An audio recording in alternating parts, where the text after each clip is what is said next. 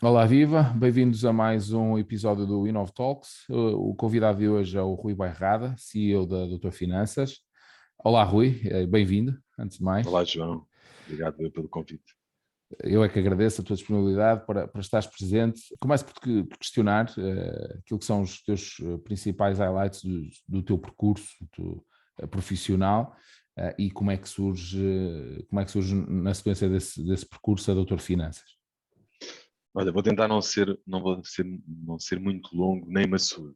Olha, isto começa em 95. Tinha eu 18 anos, estava numas férias e resolvi ir trabalhar. E o meu primeiro emprego foi no Deutsche Bank, enquanto estafeta. E é aí que tudo se inicia. Fui para fazer umas férias e fiquei por lá. Fiquei por lá 12 anos. Foi Uhum. aí que começou todo o meu percurso. Na altura eu estava a acabar o 12º ano. Depois fiz algumas tentativas de acabar alguns cursos à noite, que nunca aconteceu até hoje. Ainda tenho a esperança de acabar algum deles um dia, mas não tenho data marcada para voltar a terminar aquilo que comecei há muitos, muitos anos atrás. Depois, comecei como estafeta, depois fui para a área da contabilidade, depois fui para o contencioso. Depois do contencioso, o Deutsche Bank na altura lançou o crédito de habitação em Portugal, através de um protocolo da DECO, uma coisa antiga.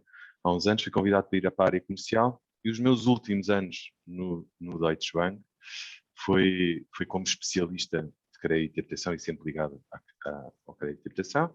Quando saí em 2007, 12 anos depois, tinha o 30, eh, trazia uma bagagem grande de crédito de habitação. Então, nessa altura, quando aos 30 anos, ou era agora ou não era nunca, ou vamos lá nos tornar jovem empresário de sucesso, como eu costumo brincar, e abri a minha primeira empresa para fazer o quê? Crédito de habitação. Pronto, e assim por lá andei nessa empresa durante alguns anos. Veio a crise, troika, Agenciavam, desculpa interromper, essa diz. empresa agenciavas crédito de habitação, Sim, portanto, exato. angariavas, Só fazia crédito de habitação. Ligava para os ok, amigos e intermediava, não é? Na exatamente, altura, intermediação de crédito. Hoje está legislados, intermediários de crédito vinculados, mas na altura éramos um broker. Era um broker. Na altura, uhum, quando comecei, era um broker. Eu tinha os clientes, o banco tinha, os bancos faziam o crédito e nós estávamos aqui no meio a tentar encontrar as melhores soluções. Que ainda hoje, passados estes anos todos, grande parte do nosso core business, ou seja, onde nós ganhamos dinheiro, continua a ser a fazer isso, ou grande uhum, parte é a fazer isso. Mas já cá vem, certo, voltando atrás. Entretanto, fazíamos intermediação de crédito, veio a crise da Troika, não a da pandemia, uhum, e deixou de haver crédito. Na altura éramos poucos, não éramos 10 ainda. Comecei eu, depois veio mais um, depois veio outro, todos a ganhar a recibos verdes, ganhávamos sobre aquilo que produzíamos e que fazíamos, como as empresas normais, sim, quando, já quando debaixo do começam. chapéu do Doutor Quando começam. Finanças? Não, não, não, não. Isto era Ok, personal finance. Nessa altura chamava-se personal finance.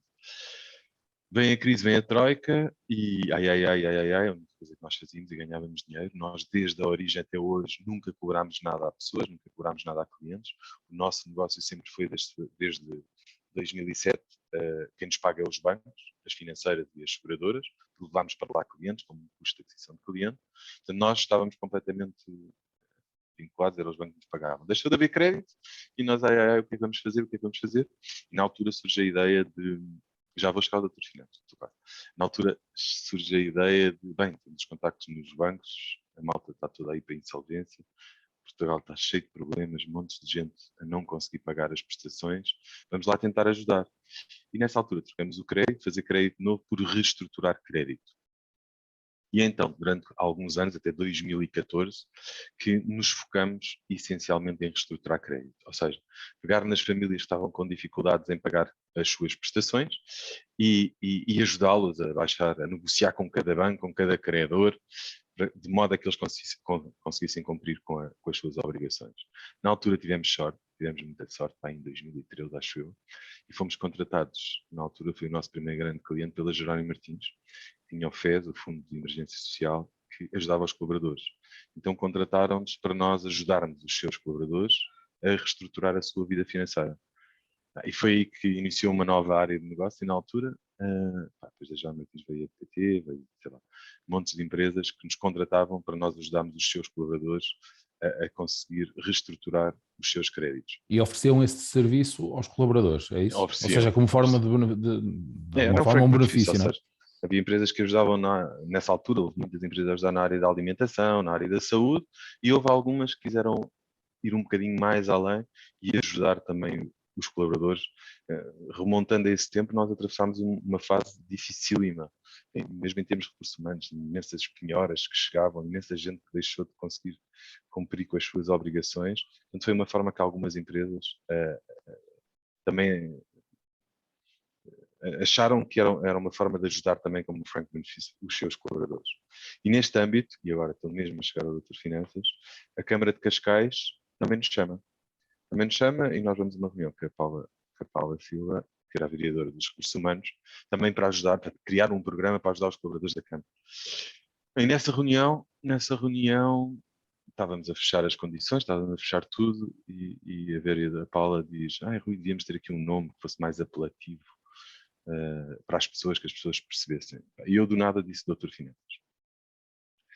Os olhos dela brilharam, como eu nunca tinha visto. Eu confesso que ouvi muito pouco, e ela sabe disso, quando ouvir este podcast, ela sabe disso. Eu ouvi muito pouco daquilo que aconteceu no resto da reunião. E a coisa que eu fiz foi pegar no carro, isto em Cascais, voltar para Oeiras, que era onde nós tínhamos o nosso escritório, e registrar a marca. E é assim que surge o Doutor Finanças. É assim que surge em 2014 o Doutor Finanças. A marca Doutor Finanças. Depois de lá até aqui tem sido anos a construir em cima disto, não é? Nós depois pegámos no nome, começámos a brincar, entre aspas, e a perceber que o nome era forte e o que é que nós podíamos fazer com ele, como é que nós podíamos ajudar os portugueses, também começando no nome. Foi fácil perceber para quem vinha da banca que era preciso descomplicar, era preciso descomplicar muito os termos financeiros, aquela coisa toda que nós estamos habituados, porque não, sabendo nós, a partir daqui há dois pilares fundamentais da nossa vida, o das finanças e o da saúde, porque não juntar os dois, porque não misturar aqui conceitos, porque não descomplicar, e é quando nós introduzimos os temas que usamos até hoje. Hoje, qualquer pessoa que recorra ao Doutor Finanças, nós fazemos um check-up, fazemos um diagnóstico, fazemos uma prescrição, fazemos um tratamento, ou seja, é muito fácil as pessoas perceberem ao longo do processo de ajuda que nós estamos a fazer, o que é que nós estamos a fazer. Todos nós somos um bocadinho médicos.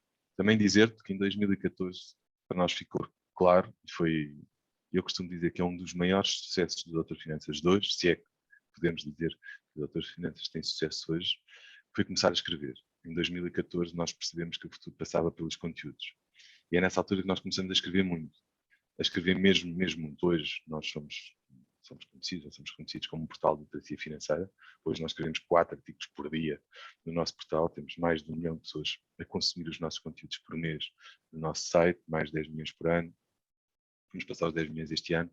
Ou seja, hoje para nós, isto foi um caminho, mas foi um caminho que nós iniciámos há 7 anos atrás.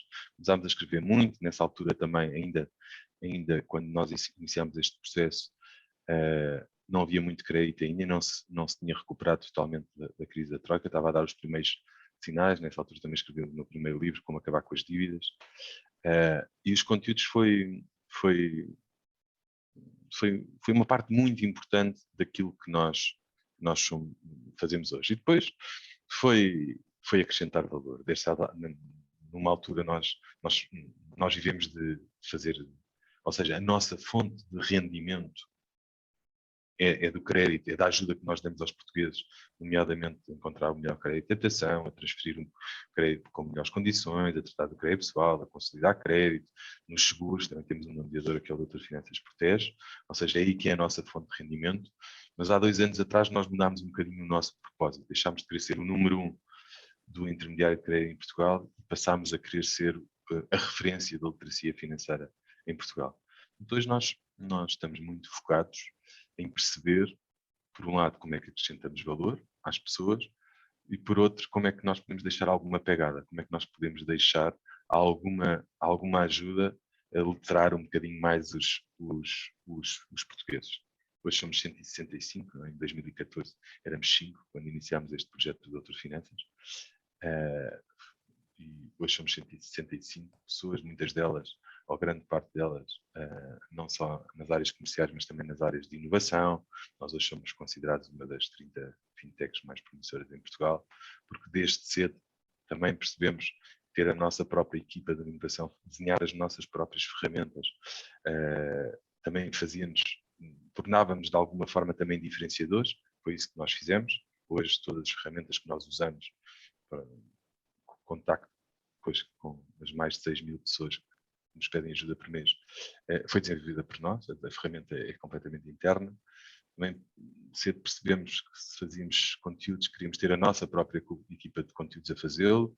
Então, hoje temos mais de 20 pessoas, entre editores, entre jornalistas, entre malta do marketing, ou seja, as nossas campanhas, nós fazemos tudo in-house, tudo o que tu vês, tudo o que sai para fora, tudo o que está no site, é tudo feito por equipa, por equipa interna. Também estamos agora a ir para outros caminhos, não é? Para os caminhos do futuro. Também criámos este ano o nosso departamento de BI, Business Intelligence, para tratar das nossas bases de dados. Também, em termos de tecnologia, está a ser um desafio gigante em Portugal e no mundo, não é? Com o recrutamento, como sabes. Estamos a tentar ser inventivos, porque nós temos um negócio montado totalmente digital desde a sua raiz, não é? Nós ajudamos, quer através dos conteúdos, que esses são globais, não é? Hoje em dia, mas também na parte que nós ajudamos as pessoas, na parte do crédito, dos seguros, totalmente digital, e estamos a falar de Portugal inteiro e também ilhas. Portanto, continuamos aqui a fazer o nosso caminho. Certo. Bem, já tocaste aí em alguns pontos que eu gostava e que vamos explorar um pouquinho em maior detalhe. Mas até pegando na tua expressão de há pouco, que vocês são, no fundo, médicos. Imagino que queiras dizer que são médicos, sobretudo na literacia financeira, não é? Ou seja, nós somos, Portugal em particular, e é uma das questões que te queria colocar, que temos uma literacia financeira baixa, não é? A maior parte das pessoas, e aqui isto é transversal a todas, independentemente de formações. Sim. A maior parte das pessoas não sabem o impacto que a inflação tem nas suas vidas, ou que a taxa de juro, por exemplo, do crédito de habitação, ou as taxas de juro como a Euribor, qual é o impacto que tem num crédito de habitação, nas suas contas no final do mês. Bem, coisas no fundo básicas que deviam ser lecionadas nas escolas. A verdade é que não o são, e portanto acabamos por ser, por conta disso, e não só, não é? Mas seguramente será um dos fatores, acabamos por ser um dos países mais endividados da Europa, quer coletivamente, quer das próprias famílias. Ou seja, a necessidade, e quando há pouco dizias que nos últimos tempos têm redirecionado a vossa atenção mais para a literacia financeira, isto é uma necessidade que vocês próprios também sentiram, ou seja, também percebem que de facto há aqui uma grave lacuna na literacia financeira da maior parte das pessoas e das famílias. E isto é um tema que, independentemente da profissão de cada um, quer dizer, toda a gente mais cedo ou mais tarde vai gerir uma família, vai gerir eventualmente uma casa, e portanto terá, por muito que não queira, que lidar com alguns destes termos. Portanto, isto, por um lado, é uma necessidade. Bem, para começar, se concordas com esta questão da literacia financeira, que temos que melhorar, e por outro lado, se isso de alguma forma também o vosso negócio ajuda as pessoas no limite, ok, eu não tenho, e aqui refiro-me ao negócio crédito de habitação, e já lá iremos a outros serviços que vocês possam ter. Ok, eu não tenho esta capacidade, ou não estou interessado em ir demasiado ao detalhe dentro deste tema, subcontrato, neste caso a tua finanças, que me vai ajudar no fundo a comparar, e aqui já estou a falar em e algum de vossos, é um dos vossos serviços a contratar crédito de habitação, não é? A avaliar se, para quem já tem, avaliar se faz ou não sentido fazer a troca de crédito de habitação para outro banco, que de alguma forma compense taxas, spreads que estejam incorporados nesse negócio. Ou seja, como é que no fundo olhas para este tema da literacia financeira dos portugueses, das famílias, e de que forma é que isto tem impacto no vosso negócio, no vosso caminho e naquilo que é a estratégia que vocês têm definidas para o vosso crescimento? Olha, vou-te dar 2 exemplos. Um mais global, para nós percebermos em questão de literacia financeira, e um de produto, que tem a ver com crédito de habitação. Mais global, há um caminho gigante a fazer em termos de literacia financeira em Portugal. Isso parece-me claro. Nós damos imensa formação, eu também dou algumas palestras, alguns workshops, e sempre que eu pergunto à sala, ou à plateia, ou quem está à minha frente, em média, quantos créditos tem uma família portuguesa? Quase todos dizem 2, 3, o do carro, da casa. Depois, quando nós olhamos para os números, são 7. Em média, em Portugal, uma família tem 7. E porquê? Porque, depois eu brinco sempre, fazemos um exercício de abrir a carteira e ver os cartões que temos na carteira e rapidamente nós percebemos que grande parte dos cartões que temos na carteira nós fomos buscar para descontos, mas que rapidamente se transformaram em créditos. Estou a falar de cartões de grandes superfícies que nos dão sempre descontos, com 10% em cartão, 10% em cartão, todas essas coisas. Portanto, daí denota que falta informação quando as pessoas adquirem, vão atrás de uma promoção ou de um desconto e rapidamente aquilo se transforma num crédito. Mas o meu ponto vai mais longe que isto. Onde é que eu meço também o nível de literacia financeira em Portugal? É quando eu pergunto também quem é que faz um orçamento. E quase ninguém faz um orçamento em Portugal. E isto é grave quando falamos de dinheiro. E é grave porquê? Porque eu não sei para onde é que vai o meu dinheiro. A partir do momento em que eu não sei onde é que gasto o meu dinheiro, eu tenho um desafio para a minha vida. Como é que eu vou gerir? Como é que eu vou gerir melhor? Ou onde é que eu vou buscar fontes de informação que me permitam gerir melhor? Portanto, esta é a grande lacuna, parece-me, dos portugueses. No dia em que nós conseguimos, uma parte, e isso é um desafio gigante, eu já iniciei isto em 2014 e as palestras que nós damos, ou que eu dou, são muito básicas nisto, que é mostrar a importância de fazer contas, de eu saber o que é que ganho, já lá vou, e o que é que eu gasto. O que é que eu ganho? Para te dar um exemplo, os simuladores que mais tráfego traz ao site do Doutor Finanças, que é mais usado, quer por empresas, quer por particulares, é do salário líquido. E porquê é que eu toco neste tema? Porque sempre que eu pergunto a alguém quanto é que ganha, normalmente a pessoa me diz-me o bruto. E quando me diz o bruto, eu fico a pensar se ele não gera a sua conta ou as suas despesas, como não faz um orçamento, a pensar no bruto. Só que, lamento, o bruto não vai chegar. Vai chegar a uma altura em que aquilo só funciona com o líquido, aquele que realmente vai para a nossa conta. Portanto, é nestes detalhes que nós percebemos que há um longo caminho a fazer e é onde nós queremos deixar pegar. Isto do lado mais transversal, ou seja, orçamento, é claramente um fator que nós medimos o nível de literacia das pessoas que nos chegam. Faz orçamento, supostamente é mais letrado, tem a noção de quanto ganha, tem a noção do que gasta, e isto já é um passo gigante de eu tomar conta das minhas finanças pessoais. Quando falamos em produto, eu costumo brincar e dizer isto muitas vezes, que é grande parte das pessoas que recorre a nós, para nós conseguirmos encontrar o melhor crédito de habitação, para comprar casa, o que é que seja, diz-nos assim: Rui, veja lá, eu posso comprar uma casa até quanto? E eu começo a pensar, lá, está invertido. A pergunta que eu gostava daqui a uns anos que me dissessem, e se eu poder contribuir para isso enquanto doutor Finanças vamos fazê-lo, é: Rui, eu tenho aqui 500 euros disponíveis, eu já fiz as minhas contas, veja lá até quanto é que eu posso comprar uma casa. Isto dá um financiamento de quanto? A pergunta está ao contrário, ou seja, põe em mim a decisão de gerir as contas das pessoas que nos procuram. E a maioria das pessoas que nos procuram dizem isto. E a maioria das pessoas é a mesma maioria das pessoas. Isto não tem a ver com o extrato social. Não tem a ver com se eu ganho 500 euros ou ganho 5.000. A pergunta é a mesma. Nós tratamos de imensa gente e nós não tratamos só das pessoas, bem pelo contrário, que recorrem ao Doutor Finanças, são pessoas de um extrato social ou que ganham bem. Portanto, é estatístico. Quem mais poupa em Portugal é quem ganha menos, não é quem ganha mais. Portanto, nós estamos a falar de uma forma completamente transversal. Portanto, eu em termos de produto era isto que eu diria, para nivelarmos aqui como é que está o nível de literacia financeira em Portugal. Em termos mais globais, dava referência ao orçamento. É mesmo muito importante. E hoje vou aproveitar aqui também para dizer mais uma vez, eu parece que sou o pastor, entre aspas, desta coisa de fazer um orçamento. Porque repara, eu deparo-me, quase todos nós, tu também certamente, João, nos sítios onde trabalhaste ou trabalhas ou vais trabalhando, e nós todos gerimos orçamentos dos outros.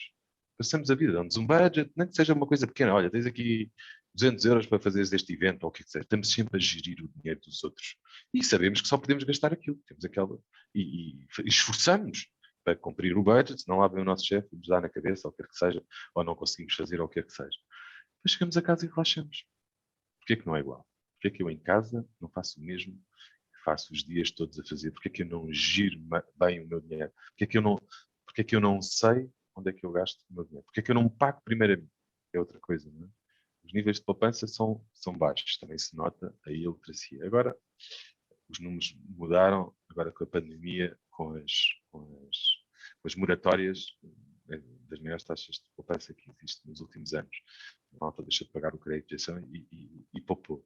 Mas isto para dizer que as pessoas dizem que não conseguem poupar. E eu sou empático, atenção, eu sou muito empático com todas as pessoas que passam por dificuldades, e há muita gente que passa por dificuldades, e há muita gente que não consegue mesmo poupar.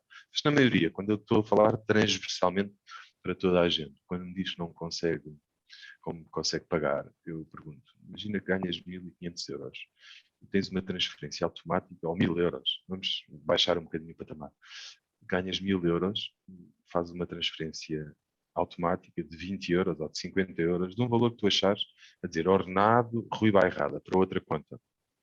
O teu mês vai ser diferente? Vais deixar de fazer alguma coisa que ias fazer antes?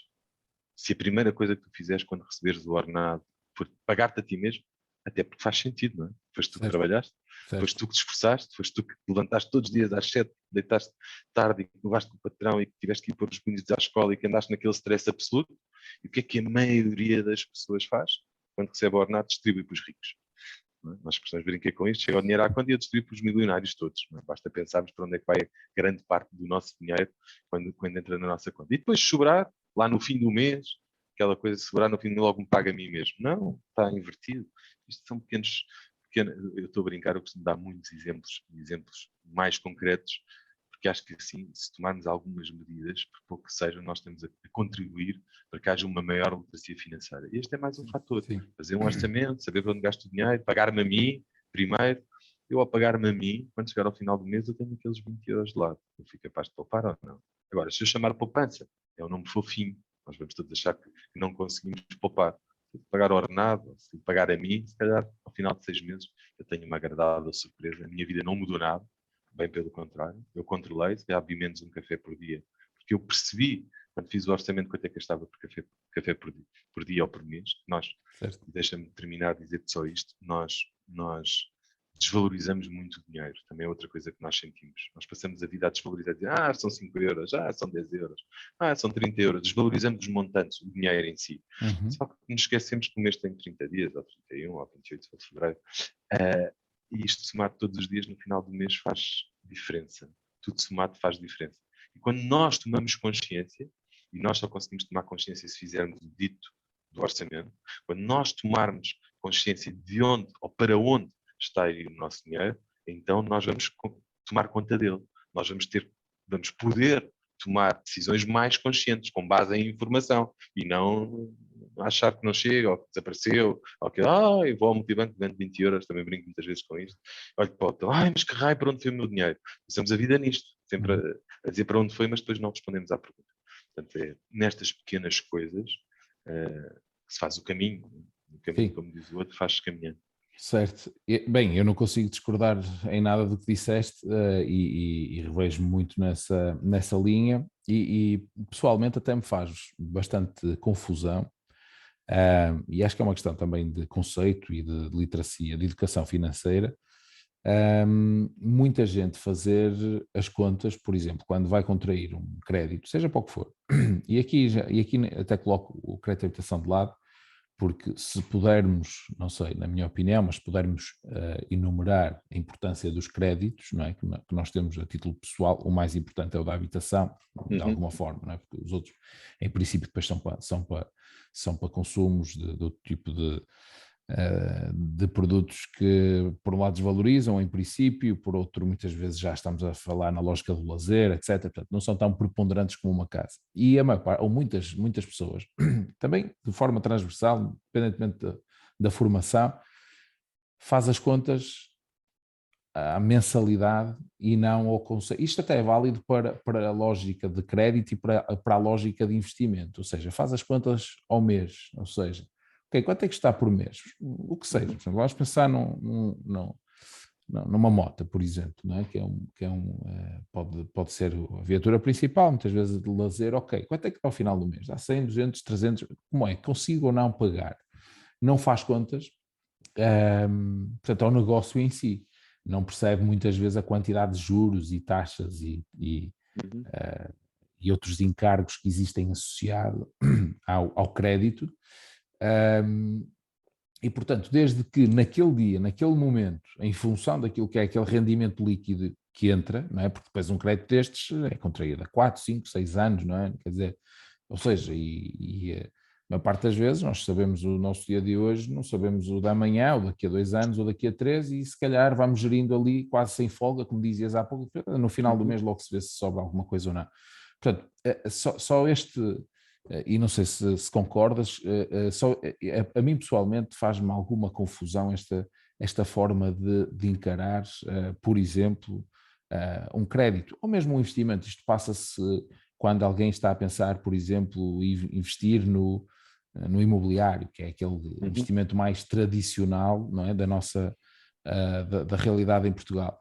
Quer dizer, é quase. Olha, por acaso vi há dias a primeira vez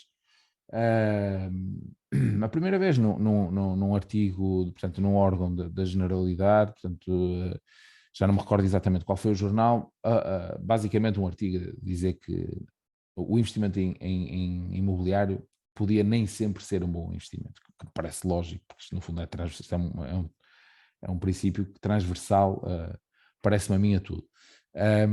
Acho que esse artigo era: se comprares uma casa para arrendar, nem sempre é bom, não é? Eu também vi isso. Exatamente, Foi há 2 exatamente. dias. Foi há 2 dias. Exatamente, ou seja, dessa lógica, ou seja, porque as pessoas no fundo fazem as contas, a maior parte das vezes, ok, vou pagar X ao banco e vou cobrar uma renda de Y, geralmente a renda é superior àquilo que se paga ao banco, está tudo bem.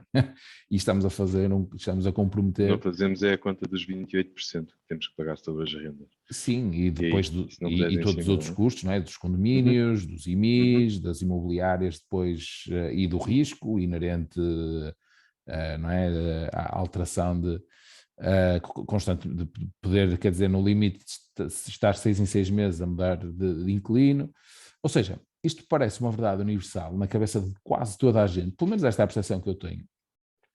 E se formos fazer as contas, muitas vezes estamos a falar de rentabilidades de 2%. Eu, pessoalmente, por 2%, acho que é possível encontrar soluções que sejam mais rentáveis. Ou seja, aqui a questão, isto para explicar para explicar o quê? Eu acho que, de facto, o problema está a montante, ou seja, está na tal educação e literacia financeira, está na forma de pensar, na forma de fazer contas. Não significa que a maior parte das vezes o investimento imobiliário não seja, se calhar, a melhor forma, de forma mais segura, mas seguramente que há muita gente a perder dinheiro também com isto, porque não quer dizer, se houvesse uma fórmula mágica, era simples para todos, não é? Quer dizer, e portanto, a maior parte das vezes não se ouve e não se vê ninguém a falar desta questão. E isto leva-me a uma questão em concreto para ti. Vocês têm dentro já há algum tempo, e eu até tinha ideia que era mais antigo, tem o Fórum Finanças Pessoais. Eu confesso que quando conhecia Fórum Doutor Finanças, que no fundo é para as pessoas irem consultar muitos temas de finanças pessoais, não é? De investimentos, impostos, essas soluções, quer dizer, é completamente transversal. Eu até tinha ideia que este fórum era mais antigo do que a existência da própria empresa. Yeah. E é, não é? Eu já te explico, sim. O fórum e o site na altura é do Pedro Paes. Era o Pedro Paes. Nós comprámos Ok. comprámos o site e o fórum ao Pedro Paes há uns anos atrás. O Pedro Paes era alguém que escrevia muito escrevia e ainda escreve no nosso site hoje em dia também, sobre finanças pessoais, e o fórum é bem mais antigo. É bem mais antigo que o início do Doutor Finanças. Pois que eu tinha essa ideia. E de facto, até nisso se vê que existem poucos fóruns do género em Portugal, pelo menos com atividade de uma forma tão regular, onde as pessoas, no fundo, vão procurando algumas respostas para algumas destas questões que estamos a falar, não é? De investimentos, de impostos, tudo aquilo que tem a ver com a literacia financeira das famílias. Mas relativamente, voltando aqui à questão do vosso negócio, o vosso negócio não é só crédito de habitação, certo? Vocês têm o tipo e a questão dos seguros, já falaste, que mais produtos é que vocês, serviços é que vocês têm portanto, todo o vosso negócio é canalizado para as pessoas, portanto, para o consumidor final, ou também tem soluções de negócio para empresas? Então, primeiro dizer que concordo com aquilo que foste dizendo, nomeadamente que o que falta quando compramos a moto, quando queremos investir na casa, quando queremos tomar decisões sobre o nosso dinheiro, falta uma coisa, sempre, fazer contas. Porque não é comprar a moto. Comprar a moto hoje custa 200 euros, e a oficina, e o seguro, e o pneu que vai furar, e os imprevistos todos que vai acontecer, e o espaço na garagem, e o espaço que eu precisei de alugar, ou o que quer que seja. Ou seja, porque chove no inverno e eu nem tinha garagem, e comprei a moto e agora apanho aonde. Ou seja, falta muito isto. Falta muito, seja para comprar a casa, seja para comprar a moto, seja para investir em imobiliário. Falta muito pegar numa folha, coisa simples, uma caneta, uma folha, e escrever. Escrever. Porquê? Porque nós, na maior parte das vezes, tomamos decisões emocionais. Não é? Uma das maiores dicas de poupança que existe no mundo, acho eu, é eu ir a uma loja, vejo qualquer coisa que compro. Vejo, adoro e quero comprar muito. Vou beber um café e volto daí uma hora. Provavelmente não volta. Quase todas as compras, ou grande parte das compras, são emocionais. Se eu esperar uma hora, se eu vou dar mais uma volta e não comprar logo, a probabilidade de eu lá voltar diminui de forma drástica. Portanto, isto para dizer que, e para dar-te razão, é preciso fazer contas. Este é um ponto. O que é que nós fazemos? Nós, em termos de atividade, somos legislados, pelo Banco de Portugal, nós somos um intermediário de crédito vinculado.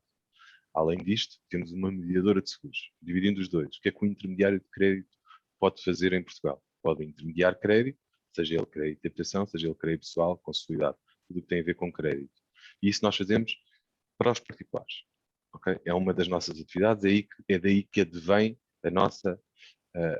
as nossas receitas, que depois nos permitem fazer tudo o resto. Tudo o que nós fazemos em termos de propósito, que tem a ver com a literacia financeira. Depois, o que é que nós também fazemos? Também temos uma mediadora de seguros, que não é legislada pelo Banco de Portugal e para a ASF, em que nós também ajudamos as pessoas a encontrar os melhores seguros que existem no mercado. Também trabalhamos com todas as seguradoras, como do lado do crédito, trabalhamos com todos os bancos e com todas as financeiras.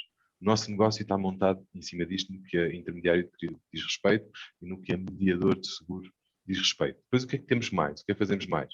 Damos formação, somos certificados pela DIJA, damos formação certificada em finanças pessoais, e depois cada vez fazemos mais coisas à volta da literacia financeira. Fazemos workshops, formações, eventos, escrevemos livros, escrevemos um livro para crianças dos 6 aos 10 para o primeiro ciclo, que é o Doutor Finanças e a Bata Mágica, há 2 anos atrás. O livro esse que estamos a tentar, estamos com um projeto de introduzi-lo nas escolas, projeto que vamos fazer em 2022. Estamos a montar uma cadeira que em princípio no próximo ano vai estar em vigor numa faculdade. Ou seja, estamos a fazer muitas coisas à volta que não têm a ver diretamente ao negócio, ou seja, o que ganhamos hoje, mas com esta coisa do universo do Doutor Finanças. Nos últimos anos, há muitos anos para cá, muito, e respondendo à tua última pergunta, se fazemos alguma coisa para empresas, sempre nos perguntaram, oh Rui, para empresas não ajudam? Oh Rui, para empresas não ajudam? Até que nós este ano, em maio deste ano, decidimos também dar esse passo. E hoje temos o Doutor Finanças Empresas, que faz o mesmo, ou tenta fazer o mesmo, que nós fazemos para os particulares, que é ajudar as empresas a tomar melhores decisões, muito em cima de conteúdos, muito em cima daquilo que escrevemos, dos simuladores que fazemos, como fazemos para os particulares, muito dando informação de gestão que permita aos empresários, às PMEs, que é para aí que nós focamos, é a maior parte do tecido empresarial em Portugal, para as pequenas e médias empresas, dando-lhes ferramentas para tomarem melhores decisões, e depois também temos uma equipa, como do lado dos partilhados, que ajuda as empresas a encontrar o melhor crédito, a estruturar, a encontrar melhores soluções de crédito também para as suas empresas. Assim, de forma resumida, é isto que nós fazemos, os produtos que temos atualmente. Ok. Ou seja, no fundo, mantém a gênese, no caso das empresas, que é apoiar no âmbito Sim, da questão do crédito, certo, de uma certo, forma mais abrangente, não é? certo. Portanto, também Sim. de reestruturação, ou É consolidação. onde nós achamos que é necessário também. Bem, as empresas precisam imensa ajuda, mas os contabilistas e outras empresas da área já ajudam nesse sentido. Onde nós pedimos, de alguma maneira, achamos nós acrescentar valor, também era naquilo que nós já fazemos há tantos anos, Certo. e é por aí o caminho que estamos a fazer. Conteúdos, muitos conteúdos, escrever, dar ferramentas, e depois, na parte do crédito, ajudar as empresas a obter melhor crédito, que é o que nós também fazemos no caso dos particulares. Certo. Creio que foi este ano, em 2021, que conseguiram o selo de empresa inovadora por parte da Cotec. De que modo é que olhas para a questão da inovação na vossa organização? De que modo é que esta inovação é a nível de serviço, é a nível de processo organizacional, forma de comunicar, uma vez que podemos ter vários tipos de inovação, de que modo é que isto se traduz na vossa atividade, esta distinção, até porque sabemos que é uma distinção exigente de se conseguir e, portanto, há um pequeno leque de empresas que se enquadram nesta distinção, digamos assim.